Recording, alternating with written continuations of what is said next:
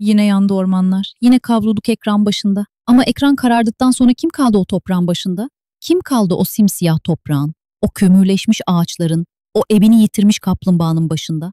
2025 yazı sadece rekor kıran sıcaklarıyla değil, içimizi parçalayan, ciğerlerimizi söken alevleriyle de geldi geçti. Bu bölümde elimdeki araştırma notlarından yola çıkarak 2025 Türkiye orman yangınlarının görünmeyen yüzünü, konuşulmayan gerçeklerini ve ardında bıraktığı derin izleri konuşacağız. Sadece yandı, bitti, kül oldu demenin ötesine geçip neden ve nasıl sorularının peşine düşeceğiz. Hazırsanız acı ama gerçek bir yolculuğa çıkıyoruz. Peki bu felaket nerede ve ne zaman başladı? Araştırma notlarıma baktığımda tablonun vehameti sayılarla daha da netleşiyor. 2025 tekil büyük yangınlardan çok adeta bir yangın fırtınası şeklinde geçti. Kriz özellikle Haziran sonu ve Temmuz ayında zirve yaptı.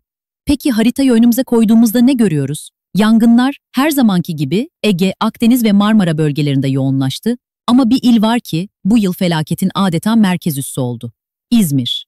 Notlarıma göre Temmuz ayı başına kadar ülke genelinde yanan yaklaşık 80 bin hektarlık alanın 1/4'ini, yani 26 bin hektardan fazlasını tek başına İzmir kaybetti. Düşünebiliyor musunuz? Ali Ağa, Foça, Çeşme, Ödemiş, Menderes, neredeyse tüm ilçeler aynı anda alevlerle boğuştu. Sadece İzmir mi? Hayır. Dün Bursa'da Kestel'den başlayıp otoyolları kapatan, binlerce insanı evinden eden büyük yangınlar yaşadı. Ve tabii ki hepimizin yüreğini dağlayan o trajik olay. 22 Temmuz'da Eskişehir Seyit Gazi'de başlayan yangın. Alan olarak belki en büyüğü değildi ama bedeli en ağır olanıydı. Oraya birazdan daha detaylı döneceğiz. Kısacası bu bir mega yangın sezonu değil, çok cepheli, ulusal müdahale kapasitesini sonuna kadar zorlayan bir eş zamanlı krizler sezonuydu. Gelelim en can alıcı soruya. Bu yangınları kim, ne çıkardı?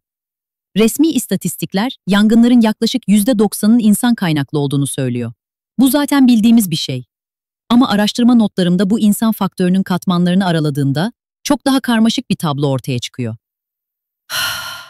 Evet, ihmal ve dikkatsizlik en büyük paya sahip. Söndürülmemiş bir piknik ateşi, fırlatılıp atılan bir sigara izmariti, anız yakan bir çiftçi, bunlar hepimizin bildiği, lanetlediği sebepler. Peki ya kazalar? Mesela biçer döverden çıkan bir kıvılcım. Ama notlarımda altı kırmızıyla çizilmiş bir başlık var. Elektrik nakil hatları. Özellikle Ege'deki yangınlarda bu sorun o kadar öne çıkmış ki, İzmir valisi Süleyman Elban, bölgedeki yangınların neredeyse tamamının elektrik hatlarından kaynaklandığını açıklamış. Bu, sorunun en üst perdeden kabulü demek. Peki sorunlu dağıtım şirketi ne yapmış? Somut bir buldu yok diyerek iddiaları reddetmiş. Elektrik Mühendisleri Odası ise çok net bir tespitte bulunuyor. Özelleştirme sonrası bakım maliyet kalemi olarak görüldüğü için bu tür yangınlar 5 kat artmış. Bir de en korkutucu kategori var. Nedeni bilinmeyenler. Yangınların neredeyse yarısı bu kategoride ve yanan alanların en büyük kısmından da bu bilinmeyen sebep sorumlu. Uzmanlar diyor ki bu kategori aslında o bakımsız elektrik hatları gibi kurumsal ihmalleri gizleyen bir paravan. Yani soru şu, biz sadece tarlada ihmalkar davranan çiftçiyi mi tutuklayacağız? Yoksa o hatların bakımını yapmayarak binlerce hektarı ateşe atan kurumların yöneticilerinden de hesap soracak mıyız? Notlarım, hukuki sürecin daha çok bireysel hatalara odaklandığını, sistemik sorunlarınsa cezasız kaldığını gösteriyor. Orman Genel Müdürlüğü sezona girerken, Cumhuriyet tarihinin en güçlü hava filosuna sahibiz dedi. Rakamlar etkileyici. 28 uçak, 105 helikopter, binlerce arazöz, on binlerce personel. Peki bu devasa güç, sahadaki yangın fırtınasına karşı ne kadar etkili oldu? İşte burada teori ile pratik arasındaki o derin uçurum ortaya çıkıyor. Araştırma notlarımda en çok dikkatimi çeken eleştiri Orman Mühendisleri Odası'ndan geliyor. Diyorlar ki, hava filosu fazlasıyla yeterli olabilir ama yangınları uçaklar değil, kara ekipleri söndürür. Ve asıl sorunun tecrübeli kara personeli sayısındaki kritik eksiklik olduğunu defalarca vurguluyorlar. Sahadan gelen sesler de bunu doğruluyor. Özellikle çok sayıda yangının aynı anda çıktığı anlarda koordinasyonun zorlandığı, yerel halkın ve gönüllülerin cansiperane çabalarının bazen resmi ekiplerden önce geldiği konuşuldu. Ve geldik o en acı noktaya. Eskişehir, Seyit Gazi trajedisi. Soğutma çalışmaları sırasında rüzgarın aniden yön değiştirmesiyle alevlerin arasında kalan 10 kahraman. 5'i OGM personeli, 5'i akut gönüllüsü. Bu olay sadece bir kaza değil, aynı zamanda operasyonel güvenlik, risk değerlendirmesi ve sahadaki personelin eğitimi gibi konularda ne kadar büyük soru işaretleri olduğunu acı bir şekilde yüzümüze vurdu.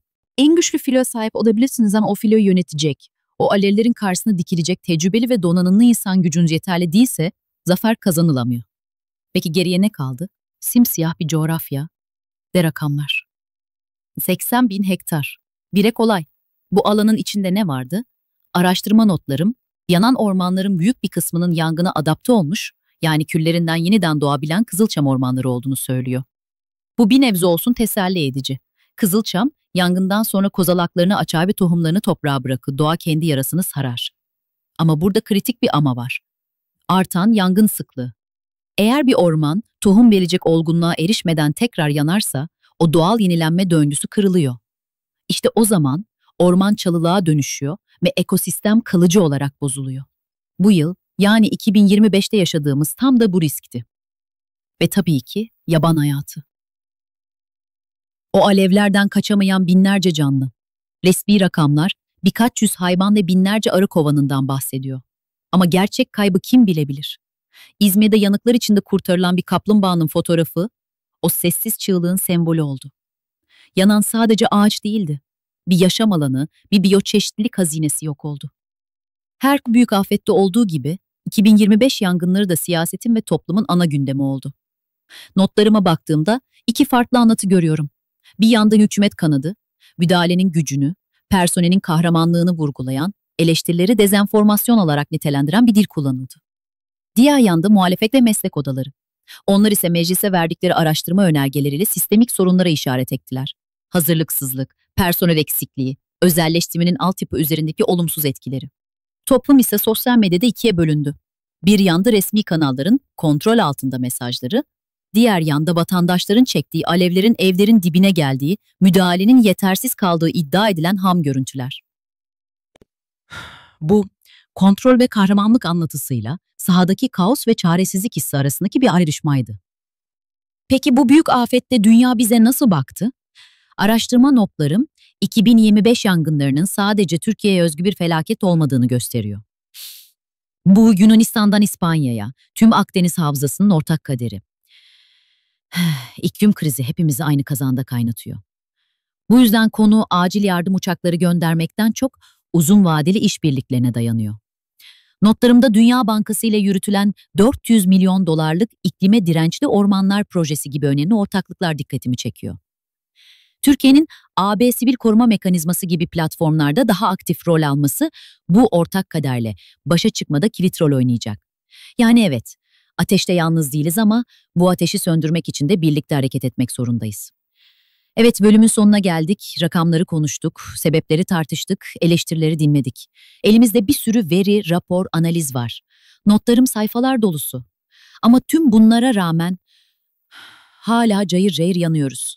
O zaman sormak lazım. Bu bilgiyle ne yapacağız?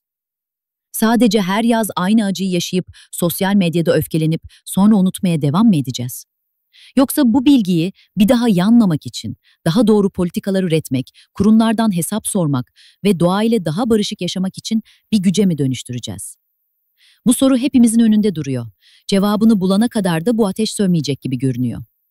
Biliyorum, bu bölüm biraz ağır geldi ama bazı gerçekler öyle hafif anlatılacak cinsten değil.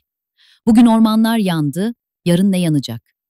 Sadece ağaç değil, vicdan da yanıyor. Bu videoda sizden abone olmanızı istemiyorum. Sadece bir ricam var, bu videoyu paylaşın. Çünkü bu mesele sadece birkaç dakikalık bir podcast değil, hepimizin geleceği. Bir kişinin bile gözünü açabilirsek, bir çocuğun bile doğaya başka gözle bakmasını sağlayabilirsek, belki bir gün gerçekten değişir bir şeyler. Unutmayın, bazen en büyük destek sadece yaymakla başlar. Kendinize iyi bakın, iyi ki varsınız. Hoşça kalın.